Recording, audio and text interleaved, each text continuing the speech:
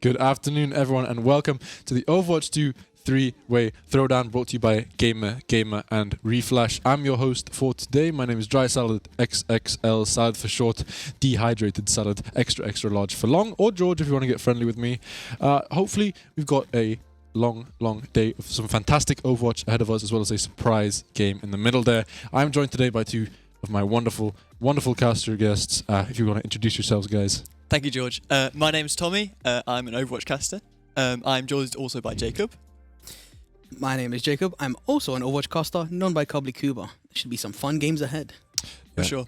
So, obviously, guys, you two are the big brains of the operation around here. You know me, not so experienced with the Overwatch game in general. Tell me what we can sort of look forward to seeing today from these games, from these three teams that are taking part. Well, Overwatch, we're going to see teams of 5, 1 tank, 2 DPS, 2 support.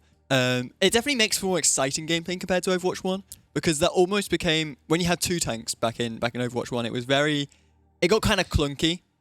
Fights would go on for too long, but now it's going to be a lot more exciting, a lot faster. Obviously, we're playing only control maps, so that's definitely going to make it so it's very well balanced control maps. There's never really that chance of surprising. It's always the winner will take it on a control map, which is what I like to see. Yeah, I personally agree, especially from the switch from Overwatch 1, as you mentioned.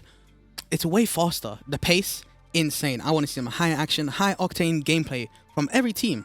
Yeah. Yeah, no, that's fantastic. So a little bit more about maybe the teams. Obviously, we know this is a 3-team tournament. We've got some local teams performing for us today as well. Obviously, we are here in the Metronome building in Nottingham. 2 of the teams obviously practice and play here. So maybe give us a little bit of background on some of the teams. Maybe who do you think is a standout favourite to win this one? Who might you be hedging your bets on as we go into this tournament? So the 3 teams we've got are Rise Guys, The Butchers, and Confetti Arrows. I know Confetti Arrows, they play a lot. And I know that they're a very talented team and one definitely to look out for. Rise Guys is kind of like a new developing team of people who are studying esports at Confetti.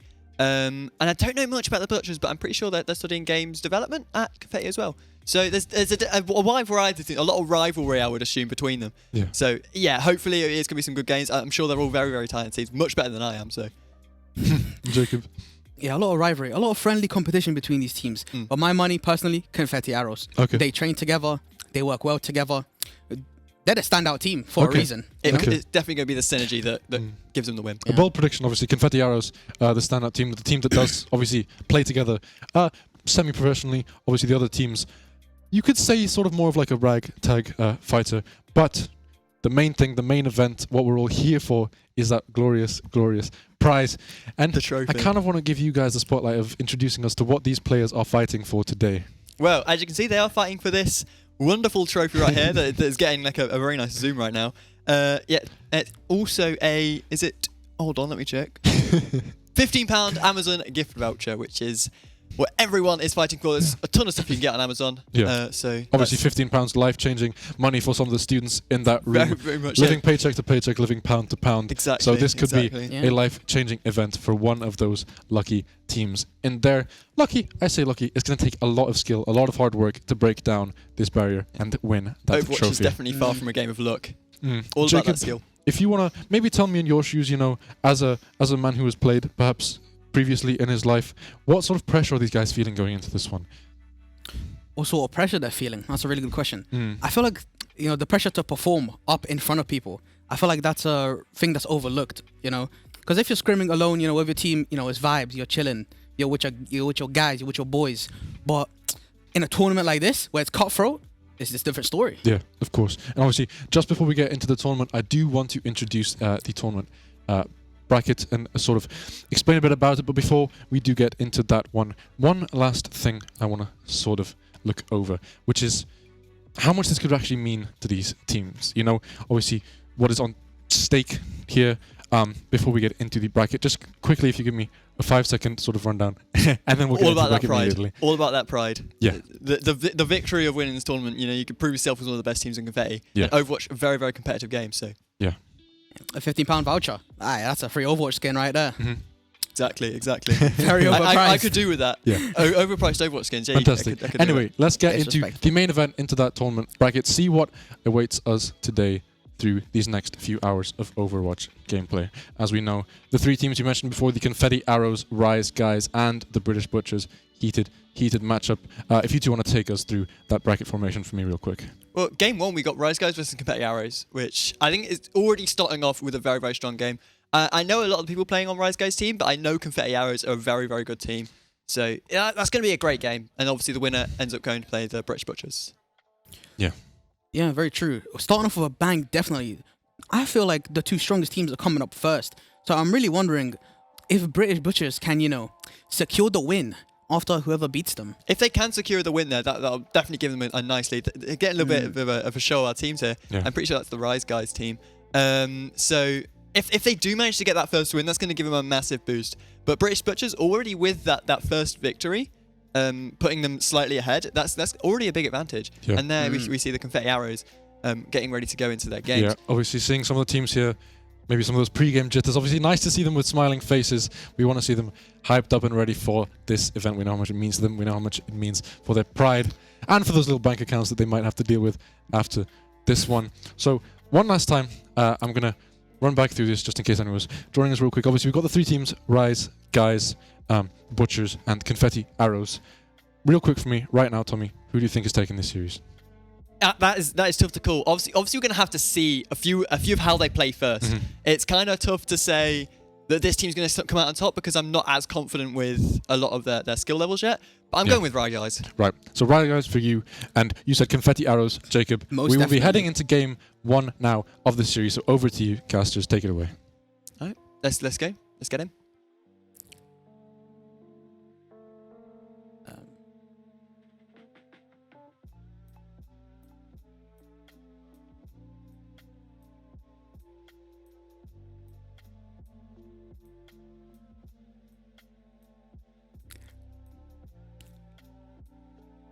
Just waiting for the game to get on now. What kind of characters do you think we're going to see then? Ooh, characters. My personal opinion, Sojourn, still very strong in the meta. Even after the nerf, they tried to nerf her. Didn't really work in my personal opinion. Kind of made her stronger, especially with her ultimate. Really powerful now, especially against tanks. She used to not be that potent, really. Obviously, her primary fight, or a lot of people choose to have it on their secondary fight, but the primary fight, it wasn't that potent early on. But now, with the sort of drift between, I'm going to use more of the primary fire to build up charge, then I'm going to use the railgun. So Sojourn's a lot more. Yeah, see, both teams playing Sojourn. It's just such a powerful character. Definitely a great choice. Yeah, most definitely. And even if they nerfed her railgun, but they made it so she gets it faster because of the extra damage on her main primary weapon. So that's very true. It's just, she's still a very potent and strong character. Another thing I've noticed, we're playing both of the strong tanks right now. Doomfist, really strong since those recent bumps in the recent patch. And Roadhog, he's been strong since the release of the game. So very excited to see what we got here. Obviously, Doomfist already going for those environmental kills, doesn't actually find any. Okay, that's kind of weak on the Sojourn. Lucio also looking for environmentals. I think Li Zhang's such a great map for getting these environmental kills, but... Kiriko actually fell off the map, unfortunately, so they're played down immediately. Okay, Tracer on the flank now, trying to find elimination. Looking for this Junkrat here. Interesting pick on the Junkrat, really. He's definitely going to be quite good against burning into that Roadhog. If he gets hooked, he's just going to be taken out. So he really might struggle here. But it is definitely an interesting choice. Great kill there by Ghoul there onto Sawyer. All as well ends well. Exactly. Out. No issues here. Sojourn now really trying to build up that charge. Doomfist going for those environmentals again. He looks a bit out of position here. He's going to get caught out, feeding a lot of ultimates. Okay, does actually manage to get out. Great mobility on Doomfist. Roadhog trying to look for another hub opportunity. He comes out. Oh, they're all a bit out of range. Lucio in a tough spot here. I think he's trying to look for more opportunities, but Yoshi managed to get a pick onto Weary Haddock there. Once again, the railgun, too powerful for any man to handle. No, for sure. Yeah. That's another kill for Yoshi onto Kurama. Is it just proving, Yoshi just proving to us why Sojourn is the most broken character in the game right now? Finds another one to Sawyer. Is she going to get all of the kills here? And finds another kill one! with a railgun. Absolutely disgraceful shot coming in from the Sojourn. Almost feels like there's nothing they can do to play around this Sojourn. They're really going to have to find, if they can get an opportunity. Oh, that hook just not connecting there. If they can find an opportunity to either hook the Sojourn, find a way to dive her, maybe with the Lucio. I do think Farrett is a good pick. But they're going to have to really burst into the Sojourn here. Yeah, they managed to find the pick with the Farah. But Doomfist actually finding a pick on them. Very strong counter pick against the Junkrat as well. Can't really do much with the aerial pressure that Farah provides for the team. Yeah, Farah is definitely a great pick into this. Doomfist as well, no way to roll deal there. The only real way is Baptiste, but that again is... Obviously, if the Baptiste has all his attention on trying to heal, he's not going to get that value from his damage as well. Yeah, exactly. Oh, you see a quick switch from the Doom player going actually Roadhog, deciding that Doom, not worth it. Yeah. Yeah, Roadhog definitely a strong pick into Doomfist. So that swap, yeah, definitely a viable swap. If you look at the ult difference on the teams, that's a hook, though. Oh, Karama getting taken out again. Karama just needs to work on the survivability a little bit. They just end up every single fight. They end up as the first pick, and it just keeps going into the favor of Confetti Arrows. Another incredible shot from Yoshi, absolutely demolishing the other team on the Sojourn. Almost feels like there's nothing they can do. They're really trying to deal with this Sojourn here, but they're just finding so many opportunities to get picks. Yeah, exactly. Oh, gets the hook though. Environmental off the map, down a tank. That is disruptive, especially with only one tank. Yeah. Using beat as well, ensuring the fight. He can just walk up now. He can just walk into all of them. That's gonna be Sojourn dead as well. There she goes. And that's the back into possession immediately for Rise Guys. This is quite close. I believe they actually made a mistake there. As you can see, the Kiriko ulted after the fight was technically over. They were already up 3 picks. That's a shame. Yeah, it's kind of wasteful in my personal opinion. I mean, Kitsune Rush, very strong ult, so they're going to struggle without it. And a lot of ults still on the side of Rise Guys. They've got that the barrage, which is definitely going to be useful. And they also go for Whole Hog now. Can't use barrage. Whole Hog really doing a lot of damage there. Pushed back up into the choke point. Trying to push through. Okay, Roadhog kind of weak on Rise Guys. Very arrows. Roadhog's down. Oh, that's another pick. Yeah, I think this is going in the favor of Confetti Arrows. But will they manage to hold it until the game ends? Obviously, we're probably going to see a stall here from where he had it, but gets a nice shot off though. 95%. Can someone touch in time? I think the Lucio will have to come back and get it. And he's going for it. He gets he gets off the away. Wow, great play there from Vinhay. Great usage. See, Rise Guys held onto Barrage for so long, they didn't get any value. Yeah, they need to be fine. It's like the Pharaoh is a great pick, and Barrage tends to build quite fast. So you definitely just want to be throwing them out. Maybe getting at least 2 per point is optimal, really. Yo, like 1 or 2, getting a DPS or getting a support, that is incredible for the fight. I mean, Confetti Arrows with that early lead, that's going to give them a big advantage. They also went on to the Reinhardt, which is an interesting pick because he can work quite well into Roadhog. He's known to be quite good into Roadhog because of that shield. It can obviously protect your team from the hook, but like any opportunity where Ryan could just drop his shield, Roadhog just gets a free hook on his backline. And if he's playing, obviously they're playing Mei and Reaper now, which is slightly better, but Roadhog can still one-shot them. Good old Mei Reaper combo. Mei Reaper, yeah, it is a renowned combo. It is strong. It is notorious within Reinhardt's as well. Okay, they're deciding to go around the side here. Trying to look for a hook. Okay, they get knocked back. They're really looking for this hook right now, but the shield just... Oh, the pin. Early pin on Kiriko. Absolutely destroying the support line, but can he get out? I don't think so. I don't think that trade was worth it. It didn't look very worth it to me. And a hook off of the map, an environmental kill for the Roadhog once again. Oh, Reaper though, with a large amount of damage coming out. They managed to find the pick on Roadhog.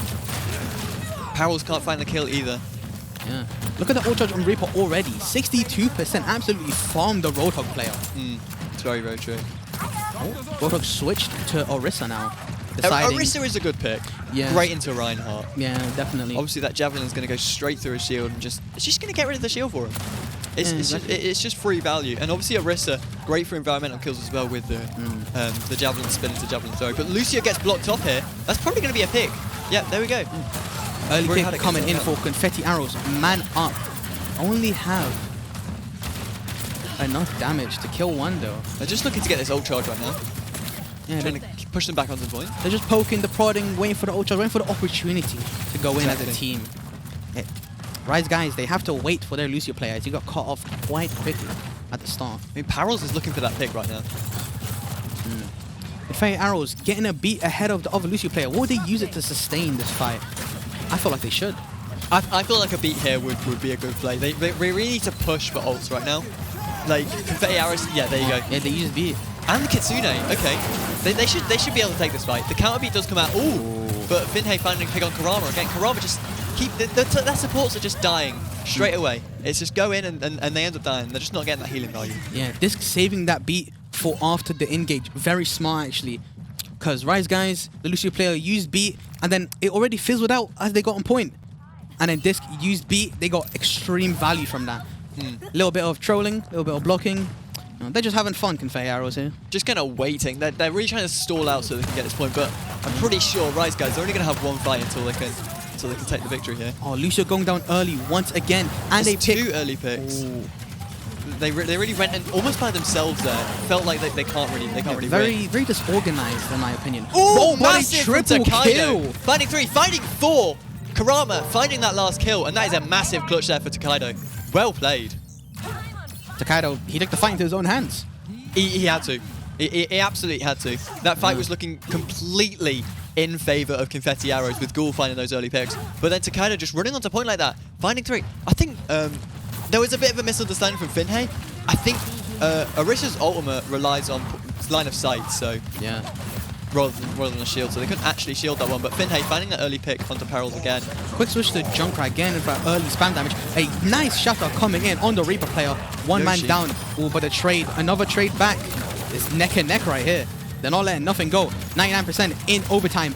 Shooting Orisa.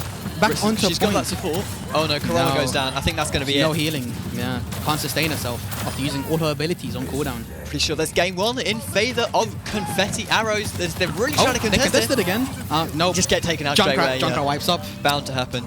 Nice clean up there from Ghoul, and Confetti Arrows take it. 1-0. 1-0. So who do you think is looking kind of strong right now in terms of their Who's team? looking kind of strong? Yoshi. Yoshi, for sure. Definitely a standout player in this honestly, match. this Orisa play though makes Takedo almost the star of Rise Guys right now. Like, Yeah, what even occurred here? such a great ult. I felt like there was a mistake from the Reinhardt player there. Because Yeah. he was actually in front of him with the shield, so he didn't block it correctly.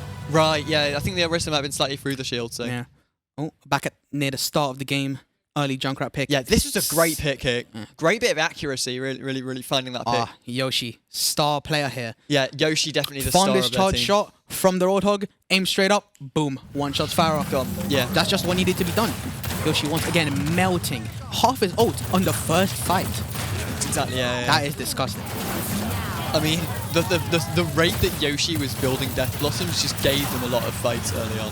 You see, this is what I mentioned earlier. That May player survived because of beat, because of the late beat usage. Yeah, the beat when it came out after them, obviously we had used the early beat to try and push the fight into their favor early on, but the beat kind of wore off, and Yeah, exactly. the Kitsune didn't find value because their beat had came out afterwards, so they just couldn't actually get any of the kills because the Kitsune that they used just got cancelled out by the beat, Yeah, exactly. and that's 2 support ults gone.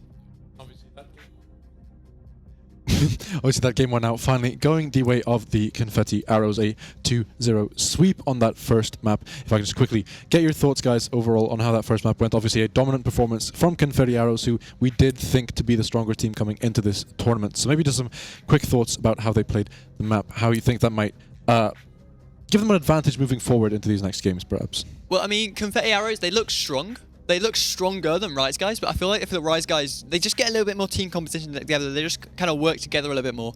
Work on, like, calling those ultimates, knowing when to use ultimates, when to try and push fights, when to try and stay back, hold your ultimates. But I feel like Confetti Arrows, they already have that. They already have that composition. They already have that synergy, and they know kind of when to use their ultimates. They know good picks into different characters, and I feel like that's just kind of gave them the victory. Yeah, and obviously congratulations to Confetti Arrows for that first win. Condolences to Rise Guys, who are not yet out. But we will now be going to a quick break before we head into the second game of this tournament. So see you guys soon. Before we get into this game too, I do want to share a little something with you guys that I wrote right before this game starts. You know, while you two were casting, sort of showing the world what you're capable of, I want to do something to help you out, something creative, something to show you that I care about the work you're doing. So this is a dramatic reading I prepared for you guys. If you will. As gamers do play on their screens, with 3 men stood up behind a desk of wood. The map was so hotly contested, but the arrows emerged looking good. Round after round they took from their foe, and took the map 2-0. Handing the L to Rise Guys and Joe, and so I bid the arrows well done. That Thank was you. amazing. That was honestly. absolutely Honestly, you. touched my heart. Yeah, Touched yeah, my really, heart. really touched. You it. will not be getting one of those between every single game because I don't currently have the creative juices capable of producing such masterpieces on cooldown. Of course. Anyway, we are ready to start preparing for this game too. Hopefully it's exciting as that first one. Obviously, I would like to get your pre-game thoughts on that one, but just before we do, if we could take a quick look at the bracket, remind everyone what that's looking like, remind everyone how the series is progressing thus far. If you guys want to maybe explain that for the viewers at home. So, Confetti Arrows, they're moving through that winners bracket. They're now playing the British Butchers. Again, a team we haven't seen before. Obviously, we've seen Confetti Arrows in that last game. Yoshi, definitely. Very, very dominant. And their team composition's so good. But Rise Guys moving down into losers. They will have an opportunity to play again. So, if you do want to see Rise Guys again, don't head out because you will see them soon. Jacob, you got anything to add? Not really, but the British Butchers, they really have something to uphold. Rise Guys, they were a really strong team, just a little bit disorganized, which is why I felt like the Confetti Arrows took that win quite handedly. That's true. That's true. I mean, it's the Confetti Arrows, their composition, their synergy. They really use their ultimates quite well. So, in the end, it is the team that uses their ultimates better that's going to come out on top. So, that's all about the team game. Yeah, and obviously, as you say, it was obviously a 2-0 sweep. The Confetti Arrows took the map, but it didn't really feel like it was that much of a gap there, was it? It felt like Rise Guys were in with a chance, wouldn't you say? Definitely with a bit of team communication, a bit of like reflection on that last game, they could definitely take Confetti Arrows. Yeah. And I mean, if British Butchers were to lose this game, or Confetti Arrows for that matter, they would get to play Rise Guys again, and they are going to have that chance to move in and kind of take it from there. But yeah, Rise Guys, they're a strong team. They just need to work on that composition a bit more. Yeah. We will just be heading into a quick break now, but we will be right back with some more action for you and hopefully heading into Game 2 as soon as possible.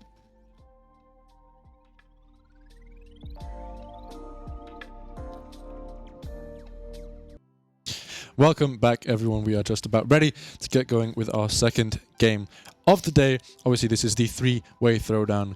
I'm here with two lovely casters onto my left here, obviously Tommy and Jacob. Just before we get into this game, if you want to give me maybe your final thoughts on these two teams, how you think this game is going to go. We've seen the Confetti Arrows. We've seen them play. We know they're good. We haven't seen the British Butchers, but we know they can be good. You know, there's some really strong teams going into this, so Confetti Arrows are definitely going to be challenged for this victory. But I got to go in favour of the Confetti Arrows for this one. We've seen they're a strong team. Jacob? Yeah, same here. Confetti Arrows, a very strong start, especially against one of the stronger teams in this one-on-one bracket. Unfortunately, it's kind of a wild card. British Butchers can come out with something crazy. I don't know. We haven't seen them yet. Could be anything. Yeah. Obviously no weak teams in this tournament at all. Yeah. Either all three teams with a real chance at winning this one. Of course, the loser of this game will go on to play Rise Guys, I believe, in the next game. And then the winner from that game will go on to play the winner of this game for a chance to win the grand final. Obviously, £15, a life-changing amount of money. A trophy Definitely. to go along with that. I wonder who will get that trophy. Will there be fights over it? Yet to see. Stick around to find out what happens with that. But we are just about ready to get into our second game of the day. Quick predictions from you two guys. Who's taking this one? Well, I would love to see the British Butchers win this one, because I would love to see the run back between Rise Guys and Confetti Arrows, because I feel like Rise Guys can take this one if they just get a little bit more composition. Yeah. But British Butchers for me. I'm Confetti Arrows all the way. Yeah. All the way. All the way, as we should be ready All the to way indeed. head onto the map for Game 2 of this fantastic series we've got so far. Three-way throw down. Here we've got the Arrows against British Butchers. What kind of characters do you think we're going to see then, Jacob? Definitely Sojourn again. Very strong character. Nerfed? I don't think so. Roadhog probably played once again. Very strong. It's just his sustainability and being able to kill anyone whenever he wants. If he lands that hook, it's disgusting. It's disgusting for a tank. It is, yeah. It should not exist, my personal opinion, but You know, tanks are one of those characters where if you had a team of 4 tanks, you would be able to beat a team of 1-2-2, because tanks are just that broken. But yeah, we're seeing Doomfist and Roadhog, the 2 strongest tanks right now. And actually, no Surgeons. Oh, of course, Yoshi on is Sojourn right at the end there. yeah. But no Sojourn for the British Butchers. So Both running Junkrat actually very interesting. This map is a lot more closed off than Lijiang, so I feel like it will work, to be honest. I don't even think Junkrat is particularly strong right now. He's definitely a comfort pick for a lot of players. But you know, he's one of those characters where he can work in so many different situations. But against like a Doomfist comp with a Sojourn, like Junkrat's gonna be tough. Yeah, it's really going to be tough to land those. Oh, but that's already a hook from Dreamfist onto instant this. hook.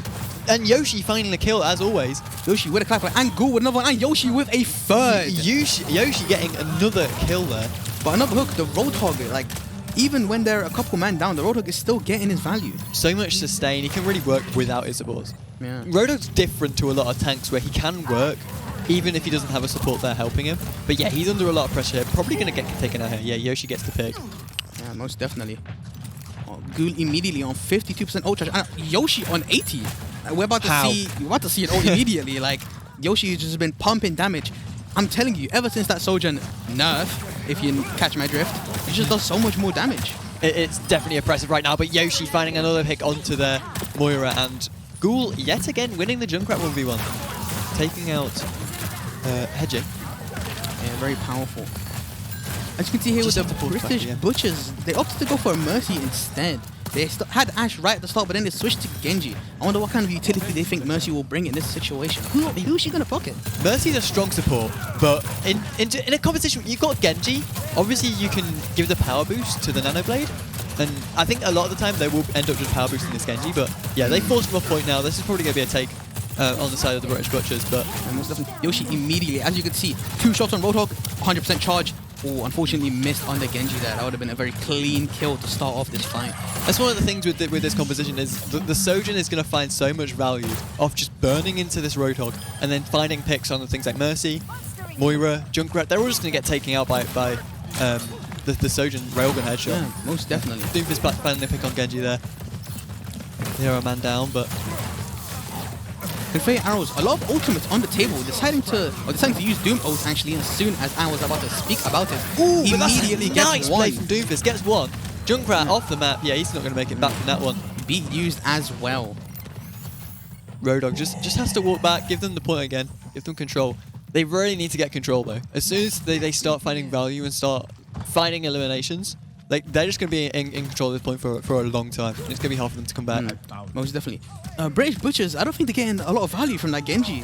Still no. Speaking of which, he's just got the elimination on Lucio, but Well, mind my language, but the ult charge, it's coming very slow. yeah, he's going to need to farm that out a little bit faster if he's going to be playing Genji. Genji finds a lot from ultimates, but gets the most dash in. definitely. Okay. Ult immediately. He knows. He Hit knows the ult, that's how you yeah. get the value. Yep, there we go. That's a lot of ults coming out from British Butchers there. Riptide tries to clutch though, finds 2. An ambitious Riptire could turn the tide here. I don't think it's going to do it. Yeah, I'm pretty sure this is just going to be a clean-up for the British Butchers.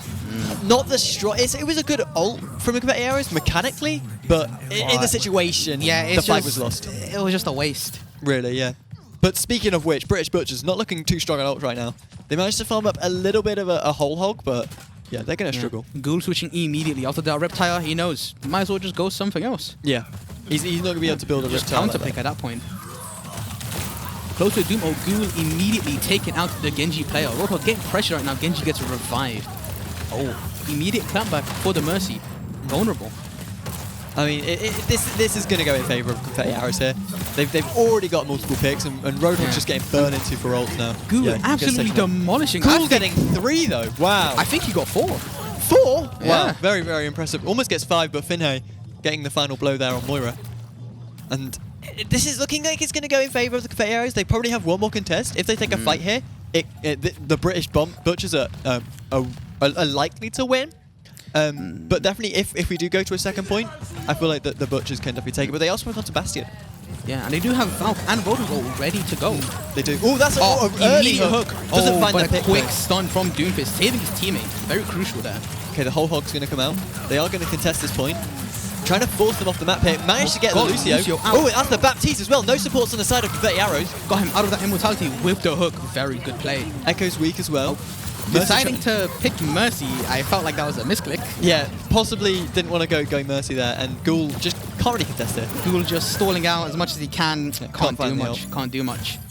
Turns into the favour of the British Butchers now. British Butchers now, like, looking like they're going to win this. Yeah. Confetti Arrows with no ultimates apart from Post Bomb. They are going to get Pulse Bomb. Pulse Bomb It's one of those things you can easily find an early pick with it, but it doesn't change the term of a fight like any other role. Yeah, Yoshi going down immediately. Not going to be able to use the post bomb early in this fight. Very unfortunate. And they are going to go for the ball here to try and, you know, stall for a little bit longer, but it's just not going to do it. Dreyfus finding multiple picks. Gould managed to find the Moira, but Revive comes out. And Gould finding another pick though. Dreyfus with another pick. He gets 3. Wow. Taking out all of the tanks, but Pulse Bomb comes out, doesn't actually... does get Bastion, but the fight's already over. Just needs to clean up here. It was just a little too late. Too late. That early pick that Dreyfus got onto Yoshi really changed that fight. Like that Pulse Bomb managed to find a pick on Bastion. If they would have got that pick sooner, that could have, you know, changed it around a little bit. Bastion really finding a lot of value in those fights. Or Dreyfus would have just killed 4. Dreyfus probably would have killed 4 nonetheless, but you know, it's definitely nice having a lot more players on your side, because not only does it provide more consistent damage, but it provides a threat. And I feel like a lot of people aren't going to approach you if there's 5 on your team, but if you have maybe 3, they're more likely to push in. So the fact that even though Dreyfus was completely cleaning up, getting all the kills, it was the fact that his team were there to kind of help him do that that really helps. And I feel like British Butchers really worked well as a team there. Yeah, exactly. Whenever he got pressured, his teammates were always there to back him. Did not let a man down. Yeah, Dreyfus looking super strong there. But I do kind of like the Mercy pick. Like, they've been getting away with so many revives, just completely uncontested. Like, getting revives on Genji, getting revives on Moira, that's value. And even if they are pumping out the maximum amount of damage, they're still overall sort of finding better picks and finding more opportunities. Already they're on point. An instant anti and hook combo gets taken out. Devastating. Immediate kill onto the Roadhog player. Okay, Moira there, pressured back by Ghoul. This does look like it's going to go in favour of the Confetti Arrows as they force them off the point. Trying to land a hook here. Unfortunately missed. See, I really like what they done. They're like, Roadhog's the problem? Go Ana. Yeah, exactly. If Roadhog causing you... Okay. Yoshi, not happy about that last round, it seems. Quick little teabag. Definitely letting his anger out a little bit there. I do like to see a teabag now and again, but, you know... A bit of showmanship. You know, it's good now and then. Exactly. But I do really like the Ana pick from Disc here. Like, that's going to completely negate value from Dreyfus. And I mean, the Ash pick is good as well. Like, Reaper's going to find some trouble dealing with an Ash. Most definitely. Anti-Nade again. Once again, the anti-nades are too powerful. Without a Kiriko cleanse or an Ana of their own, they really seem to be struggling here. Definitely. It's definitely going to be tough for them to get value with the Roadhog if he keeps getting anti-nade like this. Reaper TP on top. Ghoul hit her back. Unfortunately got killed, but hey, worth. Yeah, Dreyfus swapping off onto the Zarya now. I think they had 2 options. They could either stick with the Roadhog and play a Kiriko to support with the anti-nade, or just completely swap off the Roadhog. And I feel like swapping off the Roadhog into a Zarya to try and counter-pick that Roadhog a little bit more, that's kind of a good play. But, you know, we'll have to see how it goes. Yeah. Does manage to get the barrier past that hook there. Very true, especially with the support wards being higher up than the tank ult was. So I think that played into the switch. Instead of switching both supports, wasting 2 ultimates, just switch for Roadhog. Yeah, Confetti Arrows have a lot of ults right now. They're probably going to commit. Yeah, they committed the whole hog already, and the nano boost on him as well. That's an anti-nade onto Mercy there. Tries to get a revive on Dreyfus. Trying to revive in front of a Reaper. Yeah. Nope, not happening. Reaper going to contest Quick that. Death Blossom, nice triple kill from Yoshi. Nice quadra kill from Yoshi. Yoshi, another great play. We've seen him get so many great plays. Yeah. 5k stolen once again. Quick little bag. Dirty teabag. We don't like to see that. He's not having it. He's not having it. Yeah, that's going to be that round going towards the Confetti Arrows. And it is now 1-1. Yeah. So 2 quite even teams. I feel like the Confetti Arrows, that swap onto Ana really changed the tide of the game there. Like, yeah, most definitely. I feel like this is something we didn't see in the first match. Confetti Arrows, very versatile. They're like, Roadhog's the problem? Quick, switch Ana. Yeah. Melt him down. If they have the answer, then they can solve a lot of problems. I feel like as soon as the British Butchers swapped onto... They've swapped back onto the Roadhog, but as soon as they swapped onto that Zarya, I feel like they had a bit more momentum. Yeah. It definitely worked better. But yeah, you can see now they've gone for the Kiriko. Switch to Kiriko. Yeah. If they can play around this anti-nade really well, and if Dreamsley can sort of work with Dreyfus as best they can to try and cleanse him, keep him in the fight as much as you can, then, you know, local gangster, Dreyfus, they can all find these picks really easily. But Ghoul going with his notorious May, which we saw in game 1 against Rye Guys, it was strong. It was definitely strong. He blocked off their Lucio like three times in a row. Their Lucio just caught out of position too many times. But yeah. Confetti Arrows going for the high ground instead. I feel like it might be a strategy just to run straight point on this map. You've got the Roadhog, you can still hook them down from the high ground. Yeah, very true. And you still have the anti-nade. You still kind of control the pace of the fight with that. Because you use anti-nade, they use Suzu. You know, if you don't do nothing, they don't use it. Or you try and force it out. Roadhog gets blocked out, yeah. Yeah. Great play from Ghoul. They're going to get the first pick. And Hedge now just trying to look for that second pick. You know, it's just divide and conquer. They're like, they go high ground, they back up, they left the Roadhog on point, wall him off, rush him. Yeah, exactly. It's just this rush down composition. You've got the anti-nade, you've got the May Reaper, and you've got the Roadhog. Just controlling the pace of the fight swimmingly with these hooks. It's swimmingly. The composition. I said this previous. The composition that coming out from Confetti Arrows are completely uncontested. I feel like British Butchers are more. Another nice wall, but Echo just seems to get away last second. They're relying on countering too much. British Butchers are being like, okay, we need to counter this, we need to counter this. But Confetti Arrows, they're countering, but they have the composition to go still for steady, it. Still getting hooked, still getting value, no matter what. Finhay just getting so much value right now. Gets three. Finhay gets Ghoul's getting three. And they've already got that Death Blossom up. And that can, in itself, change a fight if played correctly. Exactly. He's already looking for it. Already trying to go for that sneaky high ground. Oh, gets the teabag. He's getting in. It's like he knows we're watching him. Yeah, exactly. He knows he wants to get that Death Blossom in. And if it's a successful Death Blossom... Another incredible hook. He's not letting up. No, Finhay just not letting down here. Just got consistent good hooks. Yeah, that's another game. Just Roadhog, Death Blossom comes out. Death Blossom. They just, honestly, they annihilate. Exactly.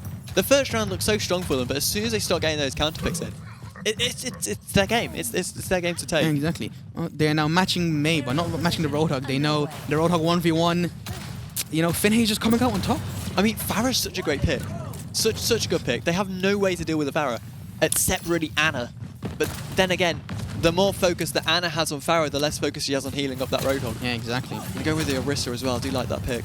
Farah going in on the side play here. Mercy not following. Very strange, to be honest. Oh, big barrage, quick barrage. That fight's nice 3. Triple. Almost 4. 4 kills. 4 kills. The local gangster there. Wow, very, very strong. I'm just going to kind of stall out this just walling Roadhog. off the Roadhog. Just wall him out. Not touching point. Keep him out of the fight. Trying to boof him off. Oh, saved himself very from the hook. lucky there, yeah. Yeah. I'm just going to burn into this Roadhog here, take him out. I felt like he shouldn't have healed there. He just staggered himself. He's staggering himself. He's feeding enemy ults. That was a tough heal there, but just kind of wait to die on point as soon as possible. The May wall blocking him off, but you know. Yoshi deciding to switch off of the Reaper. You know, the Farah got some value. Time to counter it. That's what I mean. Adaptability. Exactly. Anytime something goes good for the British Butchers, they immediately try and shut that down. Shut that momentum down. Yeah, British Butchers, as soon as they started adapting, as soon as they you know, that Farah, dominant right there. And think about it. If Yoshi hadn't actually got hit by that shot when he was teabagging, maybe they would have won that fight and the barrage would have came out sooner. Maybe. Oh, but does get taken out. Yoshi finding 2. Yoshi taking out the Mercy and the Farah. Finhay finding other. I think separating the combo. This is going in favour. Oh, Finhay though with the ult. No, doesn't actually get any. Doesn't charge up enough. You need that time. Didn't have the health to do it. Just whipped it out. Done no damage.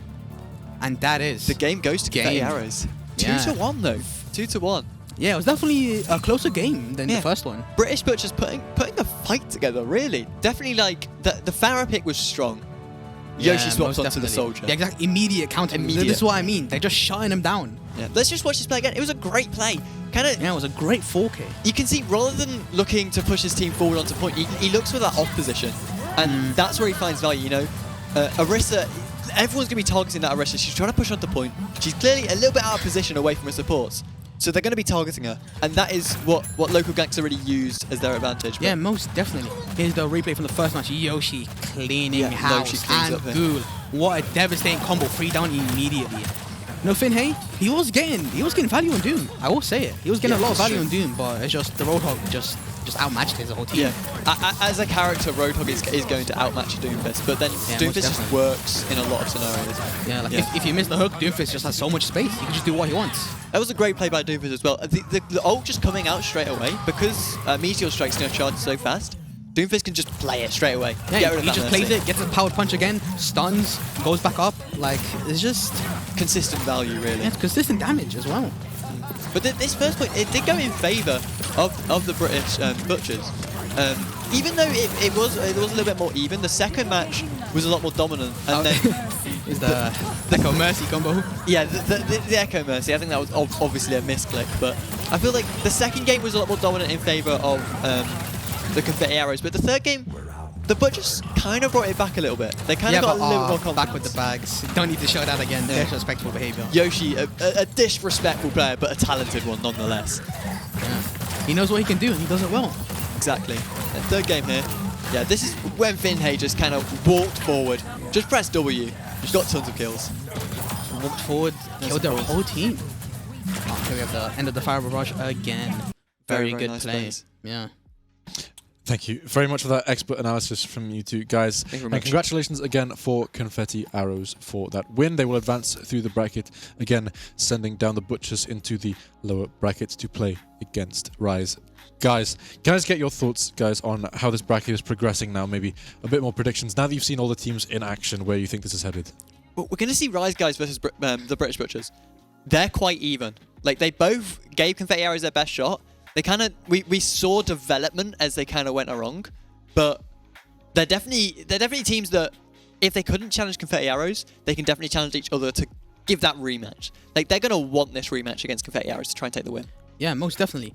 I feel like if British Butchers just get a bit more discipline, you know, they swap off characters a bit faster. They stuck to the Mercy, didn't really work out because of the Suzu, the Anti, just destroyed their Roadhog. If they swapped earlier, could have changed the match. I mean, first match they're finding too many revives. You know, Yeah. the Confetti Arrows they're letting them get away with these revives, but then the second and third match comes along, we don't see any revives. So that is when you swap. Yeah. That is when you just need to really need to adapt. Really. You don't get value, you need to swap immediately. Exactly. It's just Exactly. it's cutthroat here. Yeah. Obviously, coming up, we do have now Rise Guys against the British Butchers.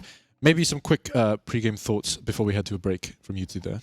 I feel like Rise Guys are gonna, after that first game, they're looking strong, but definitely the Butchers they're a little more warmed up. They've just played. They're gonna get straight into this next game, but they definitely want to take it really. But Rise Guys, they're a strong team. You know, if they get a little bit more composition, get a bit more ults kind of sorted, they might take the win.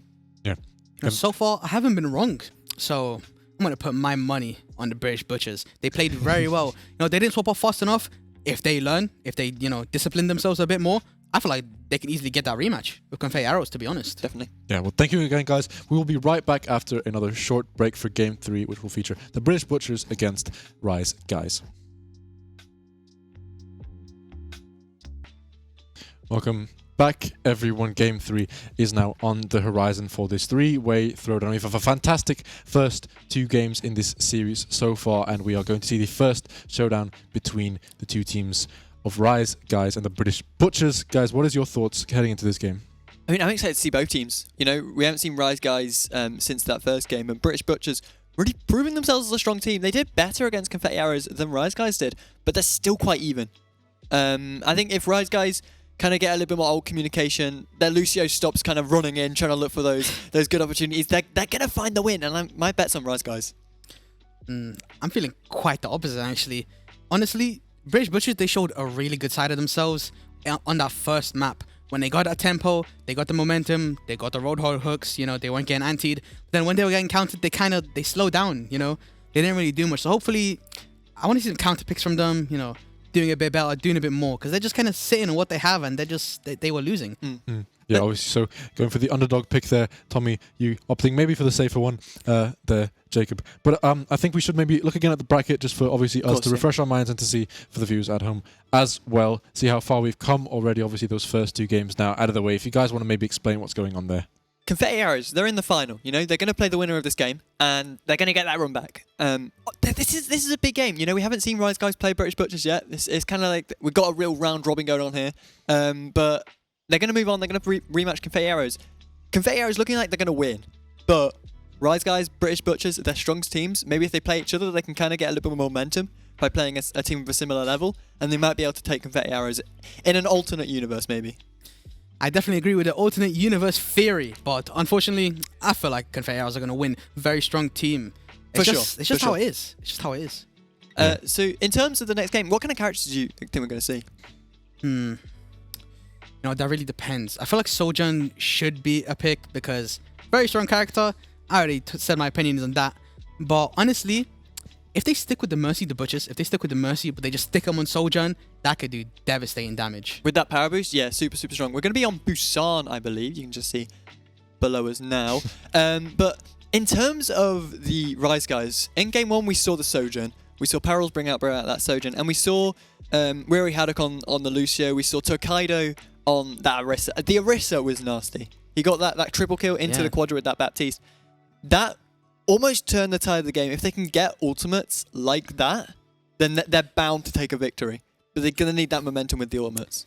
Yeah. I just don't feel like they're getting it fast enough. You know, they're not doing enough poke. And in between fights, they're losing players when they really shouldn't be. Yeah. Like their Lucio. I mean, to be fair, he got walled off, but he should have learned his lesson after the first one. Yeah. Should have just stuck with his team. Lucio and Kiriko were just getting picked off too soon. You know, their Roadhog was finding hooks on that Kiriko. She was getting taken out. Their Lucio was going in, getting walled off by Ghoul. He was getting taken out. And then they were just going into fights with no supports. And you have two options. You either drop back and wait for your supports, which, like, if it was Lucio's case, he can get back pretty quick. Yeah. Or Kiriko's case, they can get back pretty quick. I think in terms of, let's not rush to try and claim it now. Let's wait for an opportunity where we know we can claim it. Yeah. It's like they were a bull. You know, they just saw red and they just kept charging. Exactly. Yeah. That's an issue. You know, a lot of games you can get away with like charging in and trying to find kills, but in Overwatch, there's so many cooldowns. There's so many stuns. There's still stuns, even though they kind of got removed them. But there's still stuns. You got to watch out for that. You know, it's scary stuff. But they're going for a Bastion. I love that. Hedge with that Bastion pick on the side of British Butchers. Ooh, Rise Guys going with a Diva. The first Diva pick off of the tournament. Very interesting. How do you feel about that? I mean, it's a swap. So Tokaido was on tank before, but now we've got Karama on the tank on the Diva. Oh, yeah. I think that's a good pick. Diva is quite strong right now. She's great against Roadhog because of defense matrix. So like anyone that Roadhog is trying to hook, you know, that includes their Ana, you know, their Lucio. Yeah. Defense matrix. Roadhog can't damage them at all.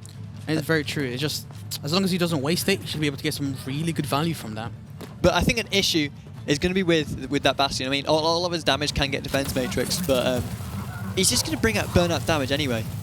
Just if they've really got to work on playing around these cooldowns, but Diva really pushing forward here, trying to find a kill here. Roadhog gets the hook off and Weary Haddock taken out again. There it is. Karama finding the kill on Mercy. With a clap back, immediately going off to the Mercy, going for that 1-for-1 trade. 1-for-1, chasing the Lucio now. Ooh. He managed to get away. I believe we lost him for a second there. Very unfortunate. Great movement from Green there. Yeah. Oh, missed Roadhog getting burned down. Getting bursted by Diva. That burst damage, it disintegrates. I mean, Diva's already 75% to ult. Absolutely Sojin getting picked off. Local gangster. Yeah. Get eliminated. Soldier as well. Almost 80% to ult. Doing very well so far. It's looking like it's going in favour of Rise Guys. The Mercy pick is not Mercy, sorry. The Diva pick is really, really strong, and Bastion just struggling to get back. Raj also kind of weak right now. Yeah, gets picked off. Immediate Diva bomb. Straight away. Those walls aren't going to fall and they're not going to find anyone. But it's the fact he's already built a Diva bomb. That's very, very impressive. But the Lucio beat coming out. Yeah, try and counteract that. Immediate beat coming out and anti as well. As you can see, Rise Guys decided to run the Ana. I feel like they watched the last match, you know. They're like, hey, Ana worked against them. Let's run Ana. Yeah. Soye definitely probably going to be comfortable on Ana. Maybe not as comfortable as we saw, what was it, this last game, where he was getting really, really strong antis. Maybe we'll see Soye try and get strong antis like that. It's like, antis can change fights. Supports like can have a massive impact if you play them correctly, because anti-nade is such a strong ability. And if the Butchers are going to be running Mercy and Moira, then anti-nades are just going to destroy the comp. Mercy's completely useless if it's been anti-naded. Butchers actually switch onto the Mei. Let's see how that pans out for them. Oh, the nano boost on the Lucio. Nano boost on the Lucio. Boostio coming in after the Mei. Chasing Mei. Ice cubed. She just walled herself off. Diva's now just contesting. Big anti. Yeah, Roadhog's going to take taken out. See, as I was saying, anti, that's going to change the tone of the fight there. Diva really trying to push forward. Soye managed to find the Mercy res not didn't coming go off. through. No? Backed away just a bit too quick. Oh, and the Death Blossom coming out from Parrels. Finding Hedge. The beat, very questionable, but last fight it seems so. It doesn't really matter, to be honest. The beat was fair enough, you know. Yeah. They want to force a fight here. They want to take the win as soon as they can. They might as well secure, you know. Might as well secure the victory. Just going to fall off. He just dies, doesn't even care. They've already won. They've already won. Doesn't even care. Round 1, straight to Rise Guys. Maybe my prediction was wrong. Maybe so. I mean, it's definitely, it was that counter pick with the Ana. It was the fact that they were using Ana just to get that Roadhog. No value found. I mean, we know that their tank, Dreyfus, can swap up into different tanks, as he's done, yeah. But if this Ana keeps finding value like that, Soye is just going to be comfortable on that pick. I mean, Is Reinhardt really a strong pick into D.Va? Probably not. They're running a great composition against poking against shield, with Perils and Tokaido. But where he had it, he's going to struggle into a Ryan, for sure. Like, he's not going to be able to get in as easy without Ryan just swatting him away like a fly. But yeah, going to swap onto the Zarya Actually, instead. switch up to the Zarya instead. Zarya's a Zarya great pick. very good against D.Va. If they can, avoid the defense magic with their Graviton Surge, then, Zarya is an excellent pick here. Yeah, even just a regular beam damage goes for the defense matrix. Doesn't care. Exactly, yeah. Doesn't care. No real threat D.Va is to Zarya. Interesting bubble usage. Immediately used both. Didn't get a lot of charge. No. Kind of wasteful, in my opinion. I mean, D.Va, in a weird spot right now. I've not really seen D.Va use this spot too much. Just doing some poke, to be honest. Yeah, going onto the backline now after the supports. Oh, dive straight in. Immediately gets Ana. Dreamsly taken out. See, if the bubbles usage was a bit better, could have saved Ana there. Yeah, I feel like the bubbles have been quite selfish and almost haven't found value. And so Karama can just almost go straight in to find kills here. I don't think Reaper's going to survive this one, no. HJ just getting taken out there. Yeah, most definitely. Ult charge going towards Rise guys. Already 60 on bomb, 60 on the soldier. Tactical visor. Yeah, Tactical Visor can change this fight. I mean, if Tokaido can use it right, if he doesn't get picked off straight away, they've got the nano boost coming the as nano well. as well. Yeah. It depends. Are they going to choose to save it and do a nano Death Blossom? Or are they going to nano the soldier and go for a nano visor? Or are they going to do Boostio again? We never know. Hey, it worked out last time somehow. I guess, yeah. Ryan's getting taken out. Anti-nade. Like, they need the Kiriko to cleanse those antis, but they just don't want to run it. They're not stopping on Kiriko. I feel like the Moira isn't working. The Ana's great because Ana is a strong character into a lot of picks, and the Ana keeps them off a Roadhog pick, which could be lethal. Yeah, exactly. Mercy's not doing as much, Yeah, Moira, She's not finding Mercy as much value. not doing as much. I've lost the gameplay here. Some technical issues, unfortunately. We're Okay. back. Oh, we are back. I am not too sure what has occurred, but What do you think about some of the picks they've gone for then? Like overall, I think the D.Va pick is great. Like the D.Va's found the most value of the Rise guys so far. yeah, definitely, most definitely. And the Ana as well. You can't forget about those antis. Disruptive. Yeah, definitely. The Ana's there to stop people from playing meta tanks. Like Ana is only good because she's good against meta tanks. She's great against Doomfist. She's great against Roadhog. So it's a great pick nonetheless. Yeah, most definitely. But not swapping onto Kiriko, definitely a throw from the Butchers. They went from Mercy. First round didn't really do much. I don't recall anything really happening. Missed a res as well. And then second half, going to Moira. Getting no value because the antis, once again, just disruptive, just destroying the tank. They're giving Soye too much value by not going Kiriko. Exactly. I mean, maybe one of them just doesn't play Kiriko. Like, Kiriko's a new champion. A lot of people... Oh, sorry, not champion. Character. Hero. Kiriko's a new hero. Got the right but words. A lot of people kind of don't really know the best strategy player. Like, you can either go heal bot Kiriko, you can go like a flanky headshot Kiriko, or you can just like wait out the entire game and Suzu everything. Yeah, but the Suzu value, it can't be underestimated. That would have probably saved them many fights. Suzu arguably the best ability in the game. Like, I used to think that Anti-Nade would be the best ability in the game. I mean, it's such a good ability. But now Suzu is better than Anti-Nade. Yeah, Suzu's so good, Anti-Nade don't exist no more. Yeah, Anti-Nade is useless if someone's playing a Kiriko. But they're not running it. I don't know if it's out of stubbornness or just an unwilling to learn the character, but it's really hurting them in the long run. Kiriko is too strong right now. She needs a couple nerfs. Yeah, obviously game 3 there, just a technical pause there as there were some slight technical issues going on within the game itself. Obviously, we did see Rise guys take that first round in the series, currently up at 46% about on the control point. So what do you guys think is going to happen for the rest of this game? Obviously, victory within Rise guys' grasps. Obviously, if they do win that game, they will then make it through to the final to face the Confetti Arrows again. Do you think they'll be able to pull through and finish off this round? How do you think this is going to play out for them? They're looking a lot stronger. Like, compared to the first game, they've been using ults better. They've been almost playing better as a team. They've been the tank pick from Karama is really working. Tokaido is still finding value on the soldier, and it's almost working better. Are we back? Is this us back? Oh. Yeah, I believe we are back. I believe we're back. It's now resumed. Down on 90% though already. Yeah, I don't feel like Rage Butcher can do much here. Oh, but the bomb coming out though. Out.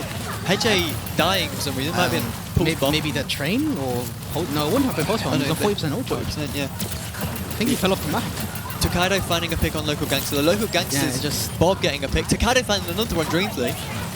Kuruma able to run free in their backline. Takedo No one finding a stopping third him. though on Raj. Oh my god. So much value coming out from him. Diva getting taken out by Sawyer, and that is probably going to be it for the British Butchers. Rise guys, probably going to take this. Head J, yeah, taken out there by the anti-nade. And that is it. You know, I really thought the British Butchers could learn from their mistakes, but they're just too stubborn. They're like my ranked teammates. They don't swap even when they're losing.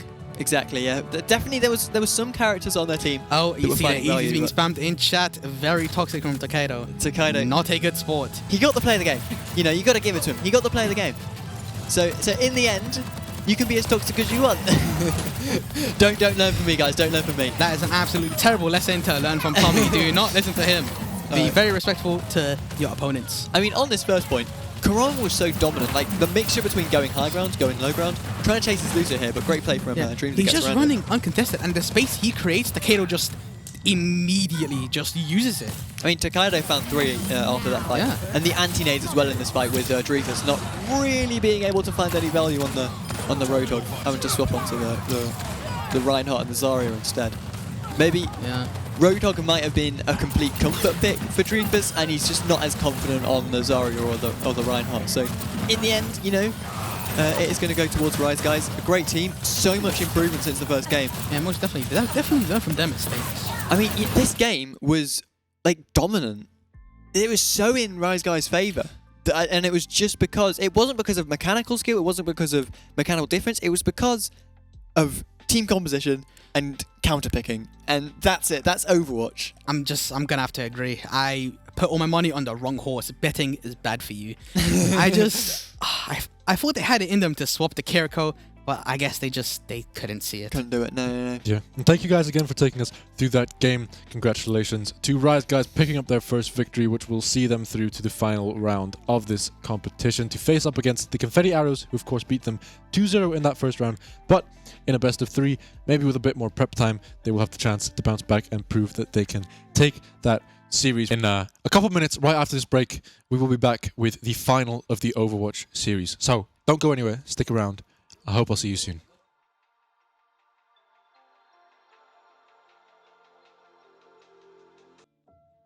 Hello everyone and welcome back to the 3-way Throwdown.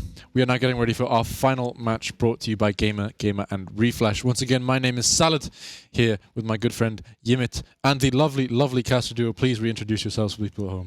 My name is Tommy. I am caster number 1, I guess. I like Overwatch. And I'm excited to see what we have planned for this final. It's going to be Rise Guys versus Confetti Arrows. Jacob here, also known as Kuba. I have bet on Confetti Arrows many a times, and I believe they will clutch it once again. You're on Confetti Arrows? Every day. I feel like Every day. But the fact is, I think we have to disagree with each other again. Every single time, as long as we disagree with it or not, one of us is always going to be right. So I'm going to go with Rise Guys for this one. They looked so strong in that last game. You do what you want, but if I had $1 million, I'd bet on Confetti Arrows every day of the week. Interesting. Predictions obviously coming out early. These two don't want to lose that because obviously, you know, this award, it means something, but bragging rights on the caster desk means more than anything else out here tonight. Exactly, yeah. So, with that being said, obviously we've seen both of these teams play 2 games each. Obviously Confetti winning both of their games quite convincingly for the most part. Rise Guys on the other hand, had a little bit of a stumble at the start, but managed to bring it back, got that 2-0 victory in the end, and now face up against the team that 2-0'd them in that first round. So what do you think is their real way to bring it back in this game? I feel like in the first round, they ran Takedo on tank on the side of Rise Guys, but as soon as they swapped onto Kurama on that Diva was so much stronger. Like, that changed the course of the game just because they were capable of diving their backline, which caused a lot of problems for Rise Guys in the first game. That is very true, but the only reason that really worked against the Butchers is because they just weren't adaptable enough, and that's exactly what Confetti Arrows are. They adapt very quickly. Pharah's doing good, immediately they switch to Soldier. Roadhog's doing good, immediately went to Ana. No pausing. They don't care about the 3% ult charge. That don't matter to them. What matters to them is the counter picking. And that's what's really important in these tight matches. I mean, let's be real. Disc is great at those counter pick. We saw him counter pick the Ana against the Roadhog, against the Butchers, but We know that he can play multiple different supports, and that's gonna be the reason why they take this win. I Yeah, think. and obviously, just quickly, we will take another look at the brackets before we take you guys into this game to see how things shaped up today and where we are now. If you guys want to again explain that one to the guys at home. So, I mean, this is our last game. You know, Confetti Arrows going against Rise Guys. That's for the winner. That is for this trophy right here. So, and that £15 Amazon gift card. And the £15 Can't forget Amazon gift card, of course. But, you know, the winner of this, they get the bragging rights, you know. British Butchers, they played super well, but not going to take it this time. Not adaptable enough. No. I don't think so. No, of course, very, very strong predictions there coming out from both of you guys. Of course, it was a very different route to the final for both of these teams. One of them sort of stomping their way through, the other having to bounce back and show that fortitude.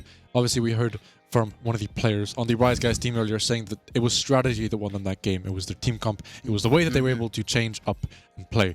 Obviously, we have a best of 3 here for you guys today instead of a best of 1, and we will be heading straight onto our first map of Shambali in just a moment.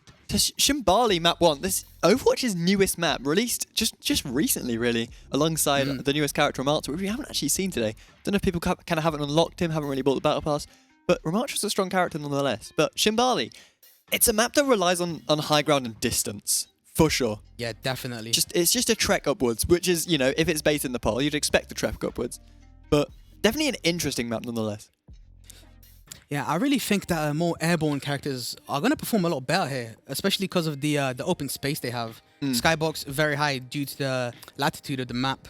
You know, it could be interesting, but then again, I don't know. I'm thinking Sojan's coming in again. It's just such a strong Sojan's character. likely. I mean, we've seen both Rise Guys and the Confetti Arrows both run a Pharah.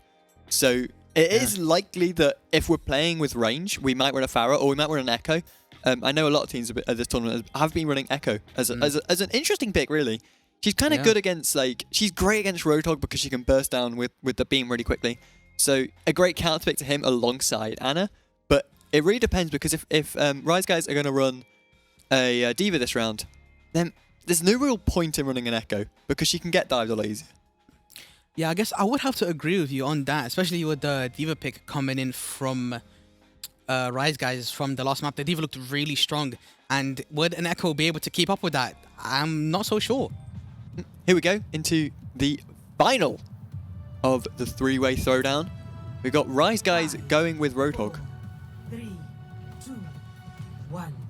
Attackers incoming. I believe the team names were... There you go. okay, there we go. They Correction were of team names. swapped. Yeah.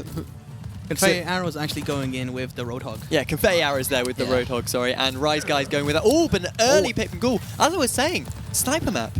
Yeah, Ghoul. He hasn't been on Widow yet. This is his Haven't first seen time the on, Widow. and immediately he gets the value. He gets what he needs to do, you know? I mean, famously, snipers have been great on control maps, but definitely on these hybrid maps, we're going to see a lot more range, I guess. Obviously, on the team with the Confetti Arrows, they've got the range. They've got Baptiste, they've got Sojourn, they've got the Widow, and then obviously Roadhog can play at a nice range as well within hook range, but they're just really forced in this choke now. They're forced to approach this high ground that they really don't want to do, but Karama actually diving up there. Yoshi And finding a pick on Takedo. Once again, a star player, in my personal opinion, gets value wherever he needs to. Finhay also just getting so many picks with it. Yeah.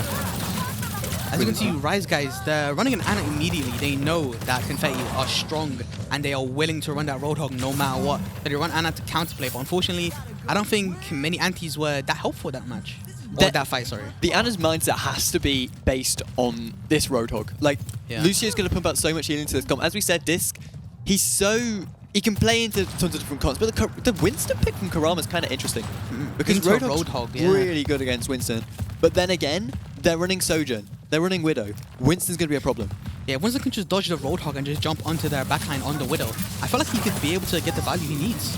But he's getting bursted down immediately. They're just on him. Finding as much value there. Oh, the early pick from Weary Haddock onto Ghoul. Oh, dives back onto the Lucio. That's going to be a pick there as well. Yoshi finding a pick on Takedo though. They are a player down. Very interesting. Confetti had beat that Yoshi round, finding but 2 though. Is he going to clutch up this fight? There's the Sojourn not getting much value and getting actually taken down by Karuma here. A Roadhog ultimate coming out from their backline, going right after Reaper. Missed the hook on Winston. Unfortunately, he gets nanoed, making sure he doesn't die, keeping him alive and well. Baptiste in trouble though. Oh, Karama finding 2. Oh no, just 1. Almost gets a second. There's a second. Tokaido managed to get it. Roadhog now pushed back. Yeah. Oh, but the beat comes out as well. Kind of a late beat, but definitely trying to force this fight out so they can beat up this Roadhog. Yeah, that was a beat from Rise Guys. I feel like Yeah. that was a... Weary had it going with a it was a little interesting wasteful. beat. Yeah, definitely he should have saved it for something coming out from maybe Finhay or something maybe like even an amplification matrix. Sorry, because like beat is such an important counter ult, but they Yeah. still have ults up. They've got the Death Blossom from Perils. They've got Kurama's Primal Rage. They've got the Visor, so they have options. Yeah, but Confetti Arrows, they have beat and they use it here aggressively. Aggressive beat, yeah. That's going going to be an after early pick on Winston. Ooh, very but the low. Primal Rage Primal comes Rage out. coming in last second. Great clutch Primal Rage. Goal with a little bit of a Reaper diff there.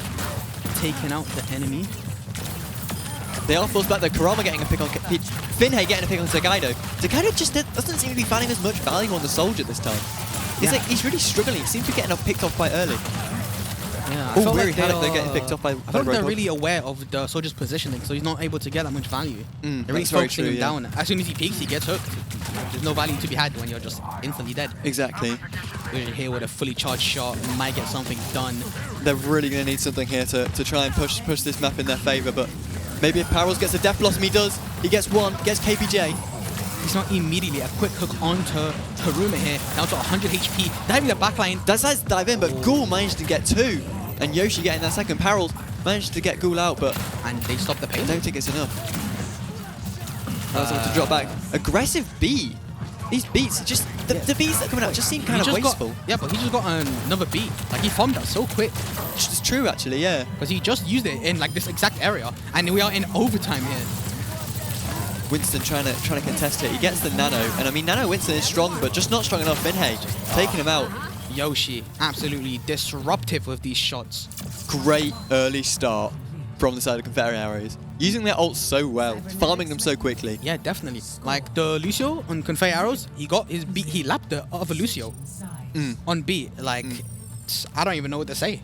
I mean, Weary had he found some great picks, but there were too many fights where like Roadhog would land these like crazy hooks and just managed to take him out. Like Roadhog that game, you know, on the side of the Arrows, Finhay just so many hooks, so much value. Whole Hog just causing a lot of problems for them.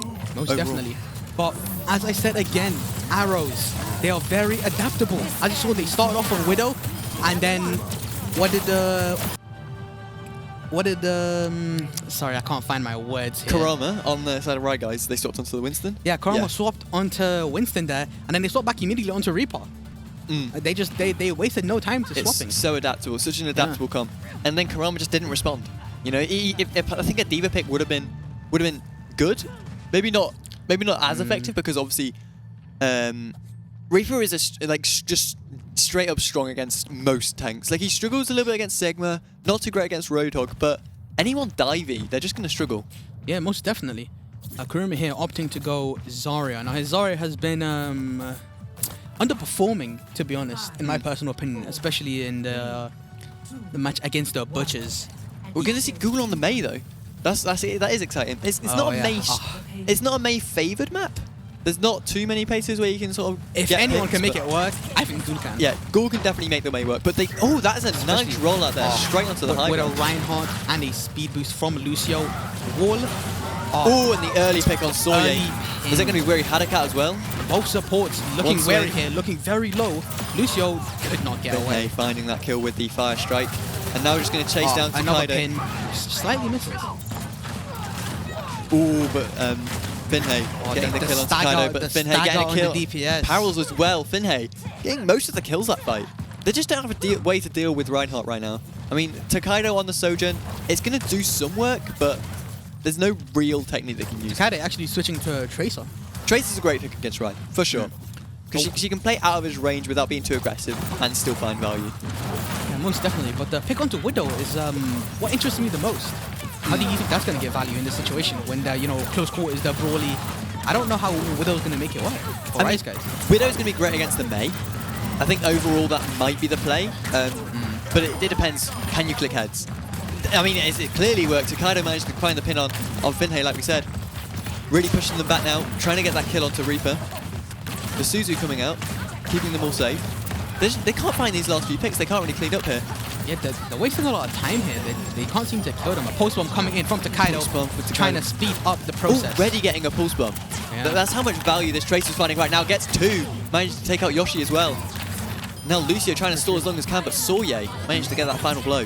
I felt like Confetti Arrows should have just died earlier, to be honest. Now I feel like they have one less push in them because of the time restraint. Yeah, they're definitely staggered right now. You know, Yoshi's only just respawned to try and get back. But look at the tank ultimates, both very strong. Graviton Surge could have some incredible It would have been results. nice to see them save the Yeah, pulse the bomb for the pulse bomb. Graviton Yeah, Surge. yeah. That would have been nice. But Oh, the quick shatter! coming in. It's going to from catch Vinhei. Sorye off guard. That's probably it. The Graviton wasn't enough to hold them back. They still got 2 picks with their ultimates. They got the value they needed. Great beat from both sides. They're trying to counterbeat it, but I think the fight's just already over. Yeah, I don't think. I mean, let's be real. Confetti Arrows, they needed to use all their ultimates there. They had them all to use. Yeah, and exactly. that's the reason they weren't. Like, they didn't need to save ultimates. All they needed was one fight. I mean, in a situation where if they needed to push further, maybe they could have held a couple ultimates back. But they just didn't need to. They Yeah, just- because they just done that well on defense. Exactly, yeah. And that's because of their adaptability. I keep saying it again and again, it is very important. I mean, Vinhei, definitely strong on the Roadhog, definitely a threat. I mean, Takedo, when he swapped onto the Tracer, did cause problems. You can see that the Soldier wasn't as effective as the Tracer, but as soon as you swap onto the Tracer and start playing into a Reinhardt, you know, you're going to find it a lot easier. I think we will probably see the Tracer again next game.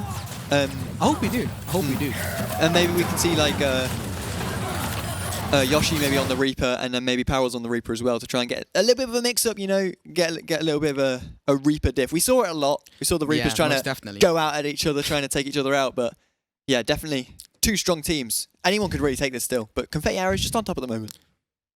Yeah, and obviously, congratulations again to Confetti Arrows for taking that first game. Obviously, this is a best of 3 now, not just a best of 1, so still a chance for Rise Guys to get back into this one.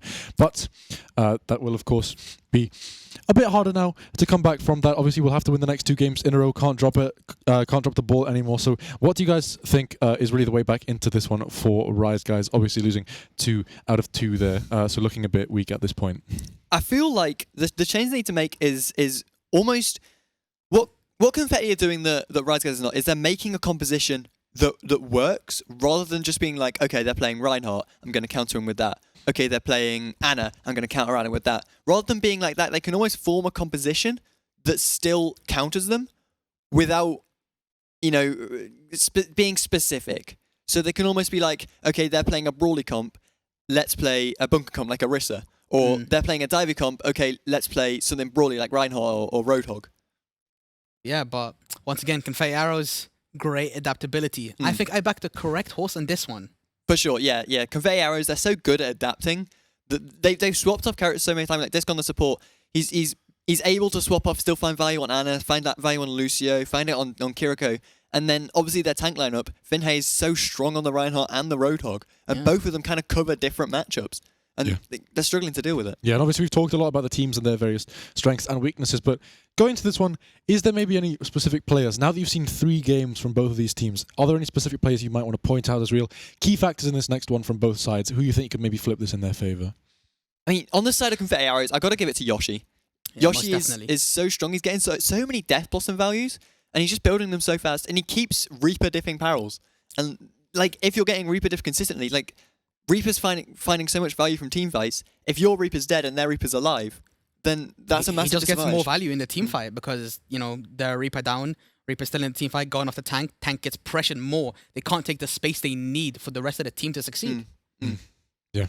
Well, thank you again. Great analysis. From that one, obviously, we will be right back after a short break with Game 2 of this best of 3 series to see if Rise Guys can make a comeback in this one or if Confetti Arrows have got what it takes to close out the series before it even gets close.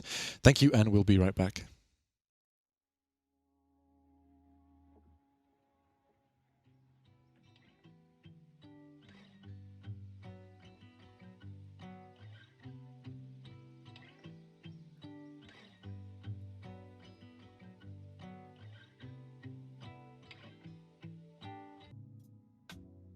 All right, guys, welcome back. Today we are joined by Yimit, who is on the mic. He has replaced George at the moment because George is a little bit busy. So we have got a quick interview with Yimit. So Yimit, how's your day been so far? Listen, man. You know, I'm just a happy, chill little guy. I go about my day. I do my daily tasks. I do things the way I do. You know, George brought me out here. I wasn't expecting the atmosphere, the vibes. Never been to an esports event before. This is fantastic. I love the scene. I might have to move out and come see more of these. You know. So, Yimit, what's your opinions on the game so far? Are you excited to see this last game in the final? Oh, absolutely. Yeah. You know, Overwatch. I think Overwatch might be my thing. You know, Yeah. I've never even seen this game before, but looking at all these flashy characters going around back and forth, I can't wait to see who takes this game. I'm hoping for, you know, a best of 3. I'm hoping it goes all the way to 3 games. But if Confetti Arrows take it, if they deserve it, that's fantastic. All right, Yimit, who's your favorite character in Overwatch? Go. Oh man, it's got to be Winston. It's Winston. I love that guy. He's just a cheeky little monkey, isn't he? Yeah. Oh, I love Nice. that guy. I bet you used the Yeti Winston skin, of course. Oh, of course. Obviously, don't have the funds for that. You know, my dad kind of runs everything for me. But if I could, I'd buy the skin myself. Any questions from you, Jacob? Yeah, man. What is your relationship with George? What is he to you? Is he like a big brother or more like a father figure to you? So George gave birth to me himself. I don't have a mother. He just gave birth to me. It was a sort of fantastical event that happened in the mountains of the Himalayas, and I came out, and now Wow. look at me. Wow. That's just a phenomenal story. So, Yimit, how good is your gaming PC? I mean, I have to use my dad's gaming PC because he's not the most generous man. Doesn't really buy me anything for myself. He's, you know, usually sits me in the corner of the room and says, "You're an animal. Stop talking back to me. I can't even hear you. You're not real." Which does hurt my feelings a bit, you know, of course, as a fluffy little guy as I am. But you know, I don't let it get to me. Is the I'm just here Wi-Fi for the happy good in vibes. the Arctic? or Oh, the Wi-Fi is fantastic in the Arctic. There's no Brilliant, people around, so I'm the only person using it. I connect yeah. straight to the North Pole. you use like Talk or? Oh yeah, all of them. Of course. Jacob, any more questions? Not really. All I wanted to say is that Yimit looks very happy to be here, and I hope you are too. I'm sure, yeah. Yeah. Well, at this point in time, I think my dad would say something like, "Let's look at the bracket and see how this bracket is developing." So, if that could happen on screen, but you guys to have a little bit of a chat about it. Yeah, let's have a look at the bracket one more time, if that's all right with production. No, you didn't see anything there. George is not here. So yeah, Confetti Arrows going against Rise Guys again.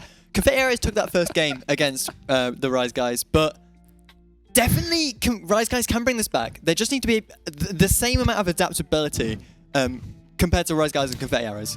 Yeah, but we haven't seen that adaptability at all compared to Arrows. They're just getting outclassed. For sure. We are going to Icon World though. I much prefer Icon World to Shambali because it doesn't rely on almost characters. It relies on more mechanical skill. Like anyone really works with this map. So yeah, you can see a lot of weirder picks coming out. We've got both sides running the Junkrat. We've got Tokaido and Ghoul both on the Junkrat. And we have got a Roadhog as well from Finhay. So to start with that instead. We got Yoshi back on the Sojourn. We know his shots can be devastating. Yeah. His damage output is just, it's unparalleled. It's unmatched in this series. The Confetti Arrows are starting on defense again. Sometimes people say that starting on defense is an advantage because you get to know sort of how far you need to push the payload once you've started it. So it could be an advantage in favor of Confetti Arrows. But that's an early pick from Finhay. Early hook. Great hook. Managing to catch Perils off guard there. Kuruma could not come in time to eat that hook. He just couldn't. No, It happened way too early. they didn't really see it coming. I like the little angle they took. They tried to take a little bit of an off angle, surprise them, but Finhay just expected them. He managed to get that really early bit. Oh, that hook just out of reach though. Barely out of reach, yeah. And if he hooked him, they could have maybe bursted under D.Va, left her defenseless for the next fight. And they are running a Sojourn Lucio, which is the meta composition right now. The only thing that might struggle is a Junkrat. I don't see much opportunity for a Junkrat to do well because they're not playing a shield then. Another just incredible hook from incredible Finhay, hook, just getting the Junkrat again, giving him no value. I mean, if they're gonna play a Junkrat, I think Kuroma's going back to swap now. But if they're gonna play a Junkrat, they need a shield to play into. Like Junkrat finds value from the amount of shield pressure you can put out. It's another kill with Perils. So much damage on the Roadhog here. He's just gonna get forced back. Yeah, he just couldn't do anything. And we have Yoshi with an ult. Yoshi here with an ult before anyone else in this game. I feel like he's gonna use it a bit earlier. Maybe burst down some. Might be a good time to use it as soon as possible to try and clean up a fight single-handedly. But that's a kill for Yoshi there on Tokaido. Tokaido switching. Tokaido staying on Soldier, 80% ult charge. The Confetti Arrow is so intact right now. Like no ults on the side of Rise Guys, but just- Confetti Arrow is almost all. they're spawn camping them. Pretty much, yeah. They are spawn camping them in a tournament. They decided to commit three. Absolutely disgusting. Another great hook from both Roadhog players this time, but Yoshi coming back with a trade. Takedo coming back with his own. KPG. They've managed to sneak around the back. I don't even know how they got there, but yeah, not gonna find it. The beat comes out, but Rise Guys, they are gonna have their ultimates coming online. They've almost got that nano visor, and Death Blossom not far off. Parallels is struggling to build it right now. Yeah, he was on Junkrat earlier, he couldn't really find the value. Junkrat's better at a more prolonged time. And he gets hooked again immediately. This guy is a magnet to those hooks. It's almost as if he's got hacks turned on. But I'm sure he doesn't. He's landing so many hooks, it's kind of concerning. Wow! Great hook coming out from Kurama, and a hook comes out from Finhay as well. This just goes to show how good Roadhog is right now. Our Junkrat ultimate being used, going onto another great hook from Kurama. That's 3 kills in favor of Rise Guys right now. Like Nano is boost up by comes out. 2 using Nano, trying to secure the fight. Gets the hook off. That's going to be so much damage on. Roadhog. Yeah, they kind of wasted the Roadhog on there. Got kind of knocked out a bit. They tried to push him back so they couldn't get value from the Nano, but then he hooked him in anyway. Hooked him in, and that is probably going to be points in favor of Rise Guys. Finally managed to find a fight in their favor. And honestly, going from being spawn camped to capping it in around a minute left, that's kind of a success. You know, that's not too bad for Rise Guys. And they didn't even commit every ultimate. They've still got Kurama's what's it called? Whole Hog online, and they've still got and they are also 30 to beat. 30 to beat, yeah. So it's not too bad, you know. Interesting choice from Confetti Arrows. Ghoul coming in, and Hanzo actually not seen yet, and he immediately gets killed. So I guess we won't be seeing any of that. Maybe the Hanzo might get split off now, but Doomfist might find value. He cancels the hook. Same here on Doomfist. Very interesting. Takedo. Are we going to see a whole hog here from Kurama? Oh, a beat used. Oh, but they gets the hook. Oh, but doesn't actually manage to find the kill. He misses the one-shot combo, unfortunately. Forces them all back. Tries to and gets busted down by Yoshi. Yoshi. He's just he knows he knows what he's doing. That's what it is. He farms up his right click on Roadhog, and whenever he just kills whoever he feels like. He can get so much value from just bursting into Roadhog, farming up that railgun, and then just shooting on their backline. Exactly, and then he just turns around and ends Roadhog. And then Roadhog just gets cleaned up simply. Yeah. Ooh, switch to Doomfist, Kurama.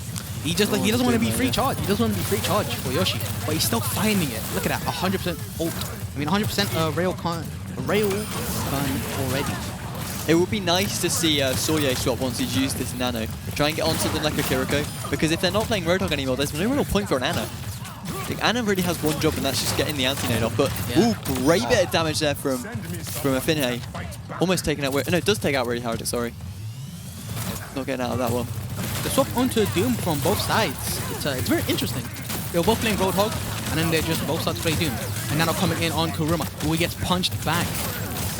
Great bit of damage though. Oh, it gets keep KPJ. Okay, they're forced back there. They could really take this fight if they just get their act together, you know, get a couple ults out. Both supports down from Confetti's side. I don't think they'll be able to bring it back this fight. Trying to fight Sojourn here. He could definitely take this. Manages to get the kill. Finhay in the backline got 2, but rest of the team died. Could not follow up. Kurama did manage to get that kill on Sojourn. Is he going to get the... Echo kills himself trying to get a Doomfist, so... A little bit of a stagger, but... Yeah, Rise Guys do manage to take that fight and manage to push the payload a little bit further. This is great to see, though. Bit more momentum from last game. Last game felt like it was just dominant from most definitely. the Confetti Arrows, but a couple swaps on the side of Rise Guys has really brought them this game back into their favour. Yoshi on the Sojourn, so strong, as well as the Reaper. And this is what I mean, the adaptability. Rise Guys, they took a page out of Confetti Arrows' book, to be honest. Exactly, like they're swapping heroes left and right, and it's working for them. Great slam there from Kurama, managed to divine Yoshi. Knocked back though, and the Echo, finding 2! With the sticky bubbles. I don't know what they're called. But they are very annoying. I think they're just called sticky bombs, to be honest. The sticky bombs, okay. But they almost get it to the third section of this map. Just need to blast through that door with the payload, and then they'll be there. Yeah, Rise Guys having 3 ultimates on their side, and Confetti Arrows only having 1, already using Doom ult onto their backhand, getting 1 and 2 with a combo from Ghoul. Ghoul and Finhay just working quite well here. I think as soon as Ghoul... I mean, Finhay's job, right, is just to move them around a little bit, displace them, and then Ghoul can just finish them off. Like, as soon as Finhay gets them all into the same spot, the sticky bombs are just going to connect and they're going to AoE on everyone. Yeah, most definitely. And the shot calling there from confetti arrows, we could not hear it, but I could tell they took that fight very early because they knew their time was running down. So if they took the fight early, even if they lost, they could contest again. They get the recontest, of course. Yeah, but hey, they won the fight, so they didn't need to. Okay, so we got the side of Rise Guys now on the defense. They did manage to push it quite far. Not far enough that I would say the victory is close to confirmed, but definitely far enough that they can still win this. It's probably not in their favor, but definitely do. But I'd love to see Rise Guys win it, so we get that best of 3. No, I'm actually on you. I'm actually with you on that one.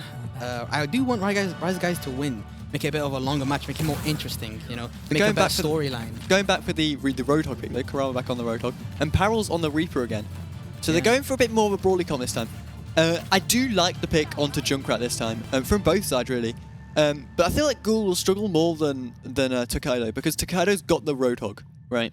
And Kurama's just going to get so many hooks onto Ghoul, and it's just going to cause him problems, right? But Tokaido, he can find value, because like, who's there to contest him other than the Echo?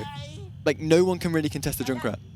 So, I feel like it might be a good pick. Yeah, that is very true. But also Echo, look at the enemy team, Complica Rise Guys. They don't really have anything against Echo. That's true. They don't have many Echo counters.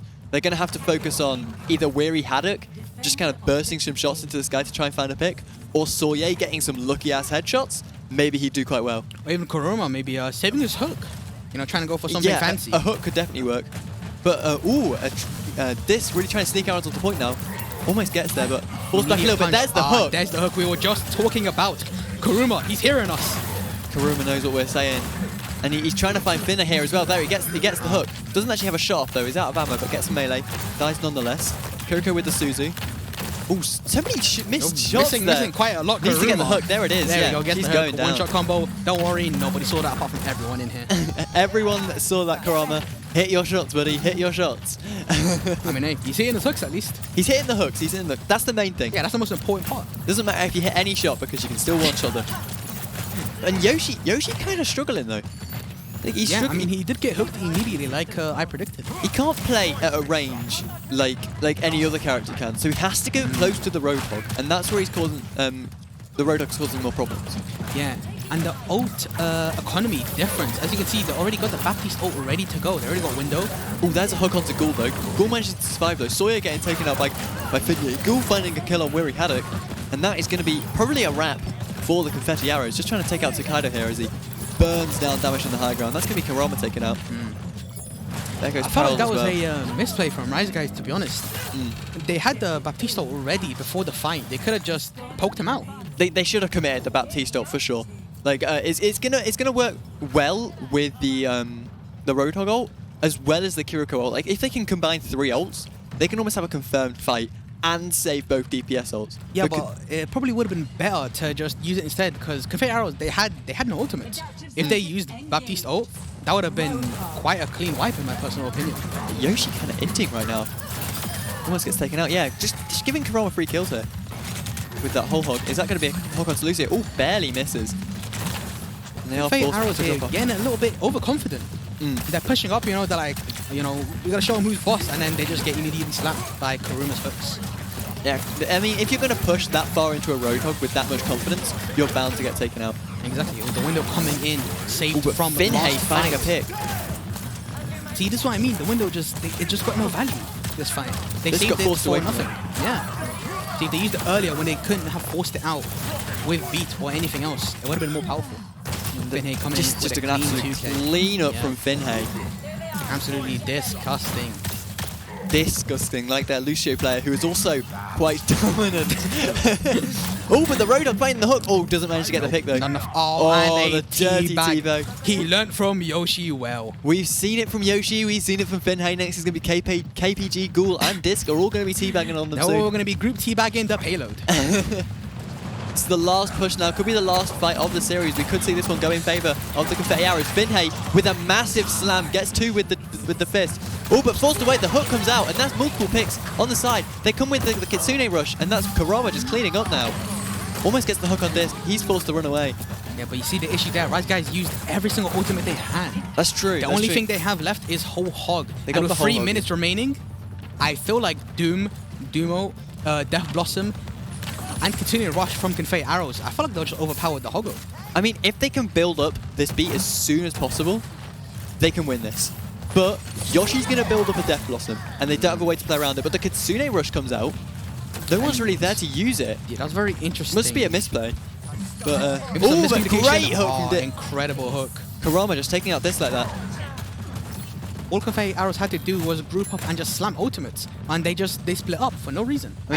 I don't understand that. The wasted Kitsune Rush could bring this one back into the favor of Rise Guys here. They do manage to finally get this whole hog, and Weary Haddock is close to getting his beat, so that might be great at countering Death Blossom. Once again, the counter picking of Ghoul going Farah. He knows they got Reaper Junkrat, Farah. You know, it just slaps them. They can't do anything about it. That's true, yeah. Reaper Junkrat is going to get completely countered by this Farah. Yeah, that's going to be a cleanup. Absolutely incredible. Doom ult getting a double kill, a triple for the team, and a team wipe. I believe that will be... That is the game. That is the game. And the series. And the series, yeah. It's over. And you know how they won it? Counter picks with the Farah. As we've been saying this whole time.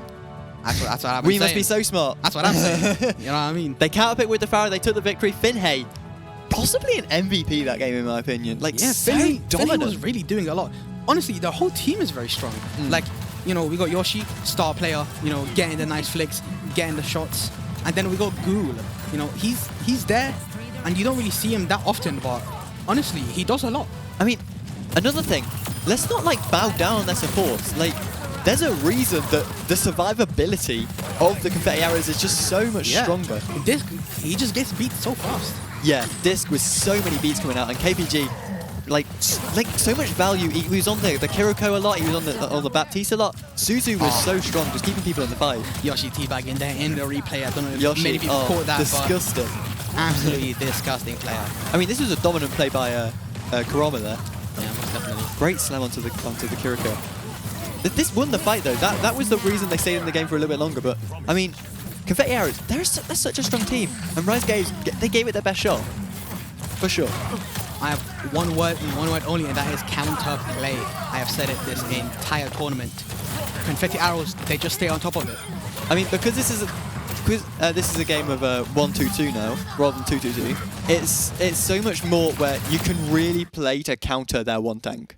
And if you don't play to counter that one tank, you're going to struggle, because you can't play two tanks to kind of get matchups in your favor now. It's always that one tank, that's your composition.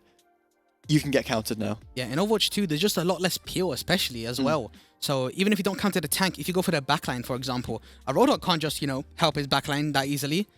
So it's just It's just tough. tough. It's tough. Yeah. And obviously, that is now the series coming to an end. That is the entire event coming to an end. An afternoon of Overwatch ends with Confetti Arrows taking that victory. Congratulations to the winning team. Only dropped 2 rounds over the entire series. Obviously won all 4 of the games that they played today. Commiserations to the losing team, of course, of Rise Guys. Did well to get to the final in the first place, but wasn't able to quite push it over the edge. We have with us now a player from the winning team. If you'd like to come out, just so we can ask you a few questions. Obviously, you don't want to gloat or anything, but come out here. Just have a little chat to us. So, if you guys want to direct some questions towards him with the analysts. Who? Yoshi. Oh, absolutely Yoshi. star Absolute player. legend. First thing I'd like to mention, why the teabags?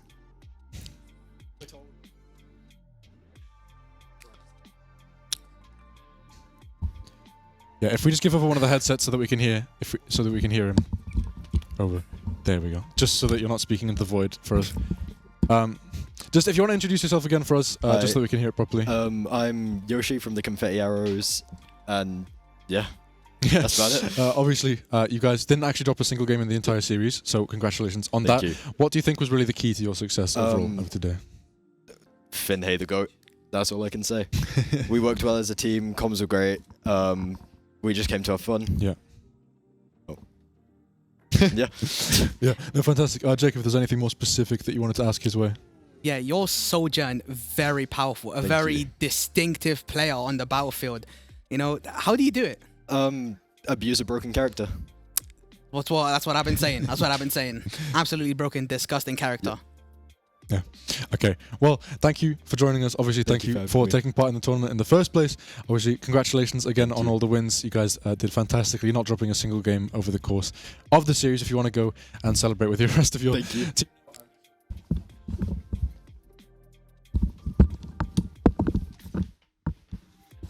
Obviously, we will bring him back out in just a second so that they can collect their trophy and celebrate together as a team. I just wanted to get very quickly some final thoughts from my brilliant caster duo on that series. Maybe talk me through, just what you think really won that game, and maybe give your final thoughts on the series as a whole. Like, as the series as a whole, I think we've all learned a lesson today. I think we've all learned that composition matters. And I think counter picks matters. And I think combining composition and counter picks, like the confetti arrows did, that's gonna win you a series like this. British Butchers, Rise Guys, they didn't have the composition and counter. They had the mechanical skill to come up with it, but they didn't have the composition and the counters that they needed to win the set. Once again, we use my favorite word, adaptability. Confetti arrows, they were just able to adapt to any situation. Their Reaper's popping off, they go Pharaoh. Their soldiers popping off, they force them out with hog hooks. Like, it's just disgusting. They're just a great team. I feel like the fact that they could just, if they're running Reaper Junkrat, if they weren't they're not aware of the counters that could come out. And like a Farah, just to swap onto Farah as a surprise pick at the end, that can win your fight. Yeah, exactly. They just confetti arrows, they just see it differently. Yeah. They saw the enemy team comp and they didn't just think, oh yeah, they got this, they got that. They thought, what should I do now? Yeah, they took it into their own hands. Okay, and now the confetti team is fully ready now. I think we have all 5 of the members of the winning team here ready to pick up their trophy, ready to pick up their £15 Amazon gift voucher if they would like to come out on stage. If you want to, guys, come out to the front, collect your trophy, get together as a team for the cameras just so everyone can see your smiling, pretty faces. Fantastic. An absolutely great performance from a great team. Yeah, very, very strong team, to be honest. Very, very strong team. Yeah. Well-deserved trophy, not going to lie. Well-deserved. And I'm going to be honest, I bet on you guys from the start, and I was right. He sure did. He's trying to get some brownie points in with the winning team there. You really proved yourselves as the strongest confetti team. Right. Thank you very much, guys. Thank you very much. Enjoy the money. Enjoy this. Obviously, pay your respects to Yimit while you still can. Yimit MVP. Yimit MVP of the entire series. Yimit. Obviously, once again, congratulations to the Confetti Arrows for a fantastic day, a fantastic series, winning 4 games out of 4, only dropping 2 rounds over the entire course of the games. Once again, my name is Salad, joined here by my 2 lovely, lovely caster duos. It's been an absolute pleasure to guide you through this entire thing. Is there anything you guys want to say before we head off and cut things off here? I'd like to thank everyone for watching.